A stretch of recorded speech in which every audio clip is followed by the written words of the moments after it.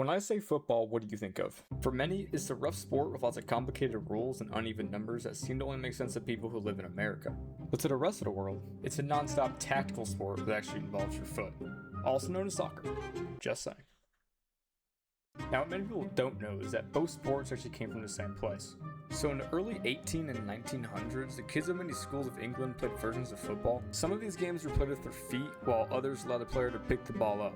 Football, or soccer, came from a more standardized side of the game, when sports like American football or rugby came from a more chaotic side. Now, even though they both came from the same place, they're still different games, experiences, and cultures. And other stuff, they're just different. But which one is better, you may ask?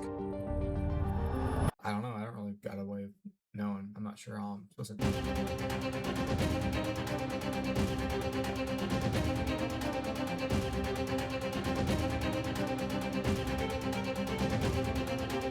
You will never guess where I am.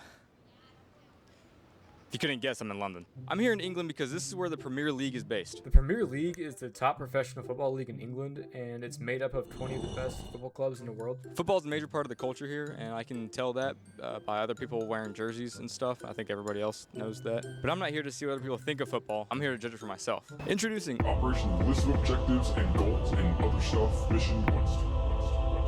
I'm still working on the title. Objective number 1. Find and buy a European football jersey. I've learned that they call them shirts here, and instead of part of a uniform, they're part of a kit. So, that's cool. Objective number 2. Interview a fan to see if they think they have a better football. Objective number 3. Interview an employee to see if they like their job. And objective number 4. Complete the comparisons. During the game, I'll be comparing things like atmosphere, fans, food, and entertainment. Now, what makes me so qualified to judge these things? Well, I've been to an American football game.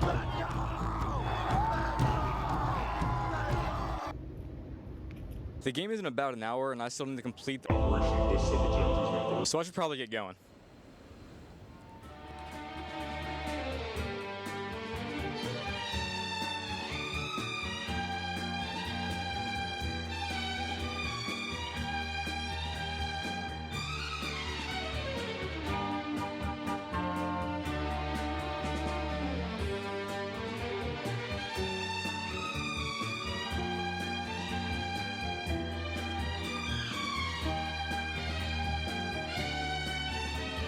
I think I found a jersey store, or a store for jerseys. Oh, they got so much stuff here. This is huge. I got a jersey, which means that step number 1 is complete. I also got this scarf because apparently it's the thing the fans do here.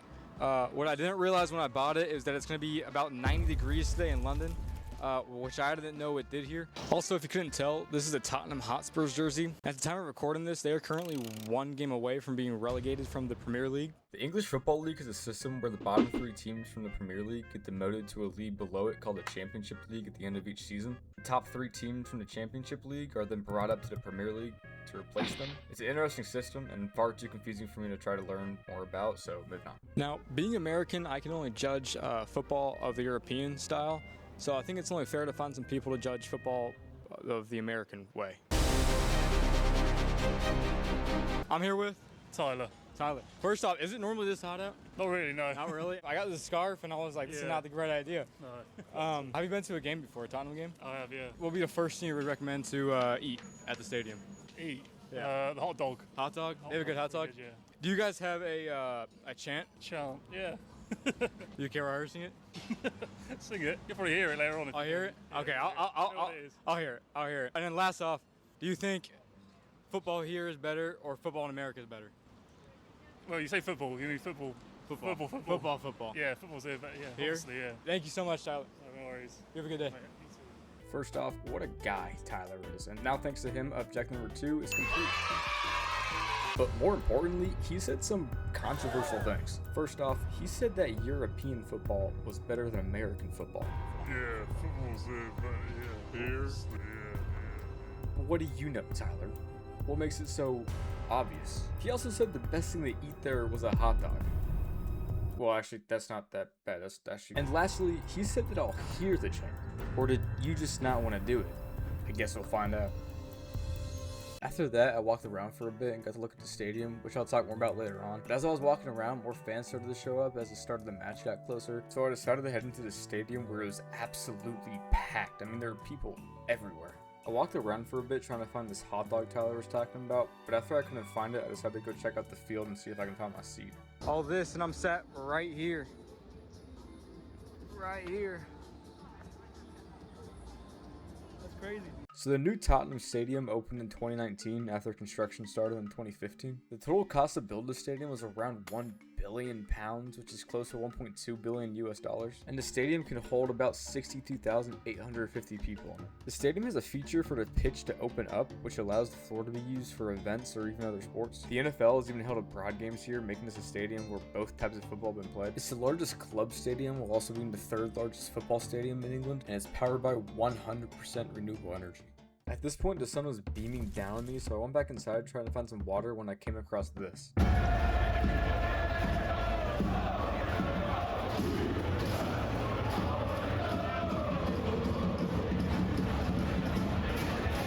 I was tempted to join in, but remembered I had to find a hot dog for Tyler. But I'm gonna be honest, I think I saw every type of food besides a hot dog here. The closest thing I found was this, but to be honest, I was not gonna eat fried food in this weather. So I just grabbed the water and went back to my seat. But when I got back, the stadium was packed. I mean, where did all these people come from? And then I was just minding my business, waiting for the game to start until this happened.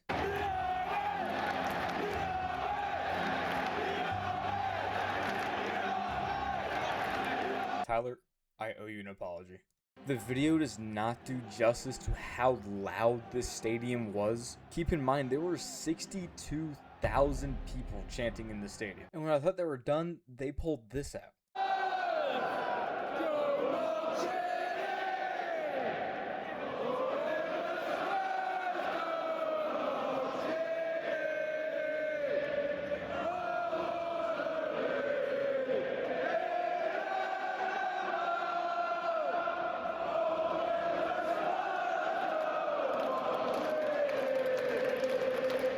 After a lot more chanting, the game finally began, and I could see almost everything from the stadium until I got to like near the goal where apparently something happened to make people react like this. The game was going good until I got a notification that I've never seen before that said this. Temperature, iPhone needs to cool down before you can use it. My phone was absolutely fried. I don't know if it was just from the heat or maybe the fire cannons they had, but I couldn't record on my phone for the entire game. Thankfully, I wasn't the only person recording the game, and I found the footage from TH Vlogs on YouTube. Anyways, Tottenham will scored a few times, but it wasn't until the 42-minute mark when this finally happened.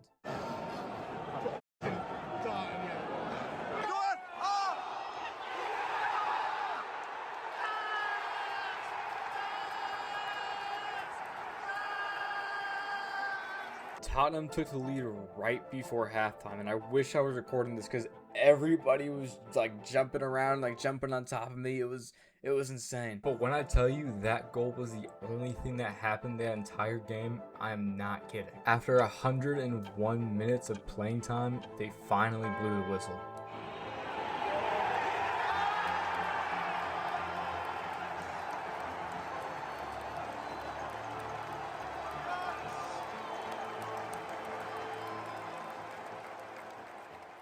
After the game, everybody was so happy they moonwalked back to the train station. Definitely wasn't because my phone was still on fire and I couldn't record anybody. Nonetheless, Tottenham won and held their spot in the Premier League, beating Everton with a final score of 1-0. By the way, all the employees were way too busy helping everybody out, and I didn't get to interview one.